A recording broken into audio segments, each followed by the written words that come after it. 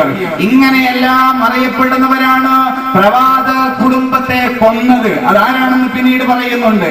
ഘാതകർ ഖുർആനിന്റെ ഔദ്യോഗിക ക്രോഡീകർത്താക്കളും പ്രചാരകരും സംരക്ഷകരുമായിരുന്നു.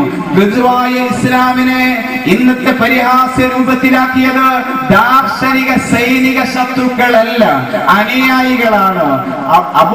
അബൂദറിനെയും അബൂ ഹുറൈറയെയും പോലുള്ള ഹദീസ് നിവേദകർ, കഅബുൽ അഖ്ബാർ, അബൂ മൂസ ശുറൈഹ മുതലായ ന്യായാധിപന്മാർ, നിയമോപദേഷ്ടാക്കൾ, ദൈവശാസ്ത്രജ്ഞർ, ഖുർആൻ വിശ്വാസാക്കൾ, ഭരണാധികാരികൾ, മുഫ്തികൾ, പ്രബോധകർ, ഖലീഫമാർ, ആത്മവ്യാധികൾ തുടങ്ങിയിട്ടുള്ള ആളുകള് പ്രവാചകർ സല്ലല്ലാഹു അലൈഹി വസല്ലമയുടെ സഹാബികളായ മഹാനായ അബൂദർദാഇനെയും അബൂ ഹുറൈറയെയും പോലുള്ള ആളുകളാണ് മഹാനായ ഉസ്മാൻ ഇബ്നു അഫ്ഫാൻ റളിയല്ലാഹു അൻഹുവിന്റെ നിർദ്ദേശപ്രകാരം അലി റളിയല്ലാഹു അൻഹുവിനെ കൊന്നുകളഞ്ഞത് എന്ന് വളരെ വ്യക്തമായി അലി ശരീഅത്തി ഈ പുസ്തകത്തിൽ എഴുതി വെക്കുകയാണ്. തീർന്നോ പ്രിയപ്പെട്ടവരെ? അലി ശരീഅത്തി ഇതിന്റെ വാദങ്ങൾ തുടരുകയാണ്. അലി ശരീഅത്തിയുടെ മറ്റൊരു പുസ്തകമാണ് രക്തസാക്ഷ്യം എന്ന് പറയുന്ന ഈ പുസ്തകം. ഈ രക്തസാക്ഷ്യം എന്ന് പറയുന്ന ഈ പുസ്തകത്തില് മഹാനായ അബൂ ഹുറൈറ റളിയല്ലാഹു അൻഹു, ആരാണ് എന്റെ പ്രിയപ്പെട്ടവരെ? അബൂ ഹുറൈറ റസൂലുള്ളാഹി സ്വല്ലല്ലാഹു അലൈഹി വസല്ലമയുടെ സദസ്സിൽ എപ്പോഴും കൂടിയിട്ട് റസൂലുള്ളാഹിയുടെ നാവുകളിൽ നിന്ന് ഒരു ഹദീസെങ്കിലും വന്നാൽ അത് വളരെ ശ്രദ്ധയോടുകൂടെ എഴുതി വെച്ചിട്ട് ഇസ്ലാമിക ലോകത്ത് ഒരുപാട് ഹദീസുകൾ റിപ്പോർട്ട് ചെയ്ത മഹാനല്ലേ അബൂ ഹുറൈറ. ആ അബൂ ഹുറൈറ റളിയല്ലാഹു അൻഹുവിനെ കുറിച്ച് അലി ശരീഅത്തി എന്ന് പറയുന്ന ഇദ്ദേഹം പറയുന്നത് എന്താണെന്ന് നമ്മൾ നോക്കണം. ഈ പുസ്തകത്തിന്റെ 39ാമത്തെ പേജില് മഹാനായ അബൂ ഹുറൈറയെ കുറിച്ച് പറയുന്നത് കേൾക്കണം പ്രിയപ്പെട്ടവരെ. മനശ്ചാഞ്ചല്യലേശമന്യേ അവർ മുആവിയയുടെ ഹരിത കൊട്ടാരത്തിലെത്തി അവനവന്റെ ഉപജീവനോപാധികൾ ഉറപ്പുവരുത്തുകയും സുരക്ഷിതമാക്കുകയും ചെയ്തു. അവർക്ക് മുടങ്ങാതെ സാമ്പത്തിക നേട്ടങ്ങൾ ലഭിച്ചുകൊണ്ടിരുന്നു. കേൾക്കണം നിങ്ങൾ, ഒരു ചില്ലി കാശ് പോലുമില്ലാതെ, ഉടുക്കാൻ തുണിയില്ലാതെ 3 നേരത്തിൽ പോയിട്ട് ഒരു നേരം പോലും ഭക്ഷണം കഴിക്കാൻ കയ്യിൽ കാശില്ലാത്ത സഹാബാക്കൾ, അഹ്ലുസുന്നത്തി വൽ ജമാഅത്തിന്റെ അഹ്ലുസുഫത്തിന്റെ അഹ്ലുകാരെന്ന റസൂലുള്ളാഹിയുടെ അരുമ ശിഷ്യന്മാരായ അബൂ ഹുറൈറയെ കുറിച്ച് പറയുന്ന കേൾക്കൂ. ഇവർക്ക് മുടങ്ങാതെ സാമ്പത്തിക നേട്ടങ്ങൾ ലഭിച്ചുകൊണ്ടിരുന്നു. മാത്രവുമല്ല പറയുന്നു അബൂദർദാ റളിയല്ലാഹു അൻഹു, ഇവരാ റളിയല്ലാഹു അൻഹു എന്ന് പറയുന്നില്ല, നമുക്കത് പറയണം. അബൂ ഹുറൈറ റളിയല്ലാഹു അൻഹു, അബൂ മൂസൽ അശ്അരി റളിയല്ലാഹു അൻഹു എന്നിവർക്ക് ഹദീസ് നിവേദനത്തിന് കമ്മീഷൻ നിശ്ചയിക്കപ്പെട്ടു. ഓ പ്രിയപ്പെട്ട സഹോദര, ഈ ഹദീസുകൾക്ക് വിലയുണ്ടോ എന്ന്? 1,00,000 ഹദീസാണെന്ന് മുസ്ലിം സമുദായത്തിന്റെ ഗ്രന്ഥങ്ങളിൽ കാണാൻ കഴിയുന്നത്. ഈ ഹദീസുകളിൽ തന്നെ അധിക ഹദീസുകൾ റിപ്പോർട്ട് ചെയ്തത് ഈ മഹാന്മാരാണ്. ഈ മഹാന്മാര് ഒരു ഹദീസിന് കമ്മീഷൻ വാങ്ങിച്ചുകൊണ്ടാണ് റിപ്പോർട്ട് ചെയ്തത് എന്നാണ് അലി ശരീഅത്തി പറയുന്നത്. എത്രയാണ് കമ്മീഷൻ? ഒരു ഹദീസിന് 1 ദിർഹമായി, 1 ദിനാർ വീതമായിരുന്നു കമ്മീഷൻ. പ്രവാചകന്റെ സന്തത സഹചാരിയും ഹദീസ് ശാസ്ത്രത്തിൽ വിദഗ്ധനുമായ ഒരു സഹാബിയായിരുന്നു അബൂ ഹുറൈറ. അമവികളുടെ കൊട്ടാരത്തിൽ ഉയർന്ന പരിഗണനയും പദവിയുമാണ് അദ്ദേഹം നൽകിച്ചിരുന്നത്. എന്ന് പറഞ്ഞാൽ ആ വിഭാഗത്തിന് കമ്മീഷൻ കൊടുക്കുകയും ഒരു ഹദീസിന് 1 ദിനാർ വാങ്ങിക്കുകയും ചെയ്തിട്ട്, 1 ദിനാർ ഒരാൾക്ക് ഒരു ഹദീസിന് കിട്ടിയാൽ പരമാവധി ഹദീസ് എവിടെ നിന്ന് ഉണ്ടാകുന്നില്ല നോക്കുക. അതനുസരിച്ച് പരമാവധി ഹദീസുകൾ ഇങ്ങനെ ഉണ്ടാക്കി വെക്കും. അവർക്ക് റസൂലുള്ളാഹി പറഞ്ഞതായിരിക്കില്ല കുറച്ചൊക്കെയും. അതുകൊണ്ട് ഹദീസ് ദിനാർ കിട്ടാൻ വേണ്ടി കഷ്ടപ്പെടുന്ന സഹാബാക്കൾ ഒരു നേരത്തെ അന്നത്തിന് മുടങ്ങാതിരിക്കാൻ അവർ ചിലപ്പോൾ ഹദീസ് ഇങ്ങനെ റിപ്പോർട്ട് ചെയ്യും. എന്നിട്ട് കള്ള ഹദീസുകൾ ഉണ്ടാക്കും.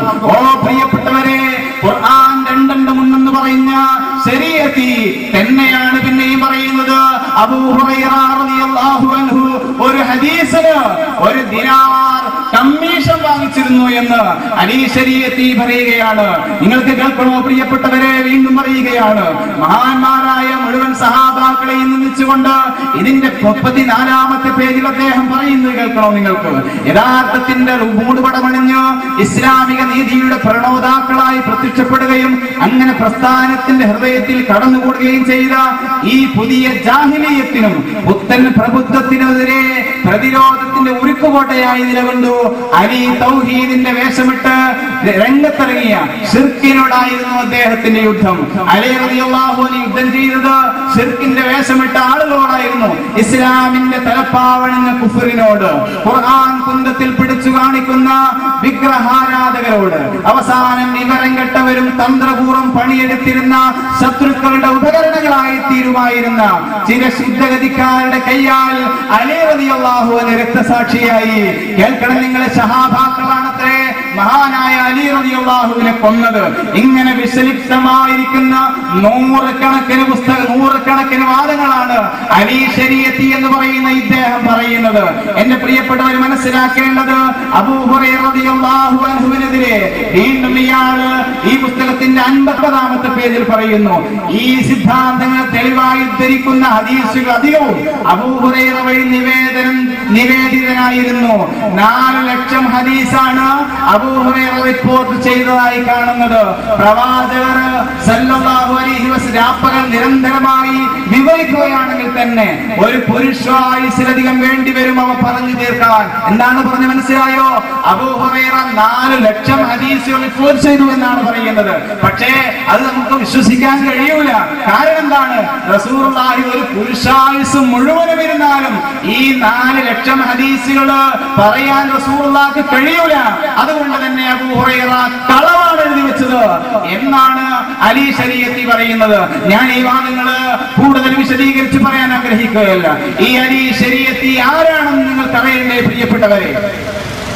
ഈ രക്തസാക്ഷ്യം എന്ന് പറയുന്ന പുസ്തകം ആരാണ് മലയാളികൾക്ക് തന്നത് എന്ന് നിങ്ങൾക്കറിയാൻ താല്പര്യമല്ലേ പ്രിയപ്പെട്ടവരെ? അലി റളിയല്ലാഹു അൻഹുവിനെയും അതുപോലെ സഹാബാക്കളെയും മുആവിയയൊക്കെ എന്ത് ചെയ്യണം, എവിടെ തുടങ്ങണമെന്ന് പറയുന്ന ഈ പുസ്തകത്തിലും രക്തസാക്ഷ്യം എന്ന് പറയുന്ന ഈ പുസ്തകത്തിലും പരിചയപ്പെടുത്തിയ അലി ശരീഅത്തി ആരാണെന്ന് നിങ്ങൾ കേൾക്കണോ?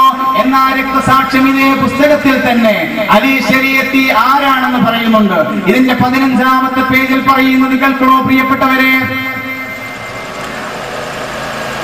ഷീ പ്രസ്ഥാനത്തിൽ വിശ്വസിക്കുകയും ഇമാം ഖുമൈനിയുടെ അനുയായിയായി സ്വന്തത്തെക്കുറിച്ച് സ്വാഭിമാനം വിശേഷിപ്പിക്കുകയും ചെയ്തിരുന്ന ശരീഅത്തി തന്റെ പ്രത്യയശാസ്ത്ര നിലപാടുകളെ കുറിച്ച് നിന്നുകൊണ്ട് തന്നെയാണ് ഈ കൃതികൾക്ക് രൂപം നൽകിയിരിക്കുന്നത്. അതിനാൽ ഇതിലെ വരികൾക്കിടയിൽ പലയിടത്തും ശീസത്തിന്റെ കണ്ണിലൂടെ ചരിത്രത്തെ നോക്കിക്കാണുന്നതായി അനുഭവപ്പെടും. ഞാൻ പറഞ്ഞു വരുന്നത് അലി ശരീഅത്തി ഷിയാ പ്രസ്ഥാനത്തിന്റെ ആളാണെന്ന് ഇതേ പുസ്തകത്തിൽ പറയുന്നു. എന്നാൽ എന്റെ പ്രിയപ്പെട്ട സഹോദരങ്ങളെ, നമ്മൾ മനസ്സിലാക്കേണ്ടത് ഈ അലി ശരീഅത്തിയോട്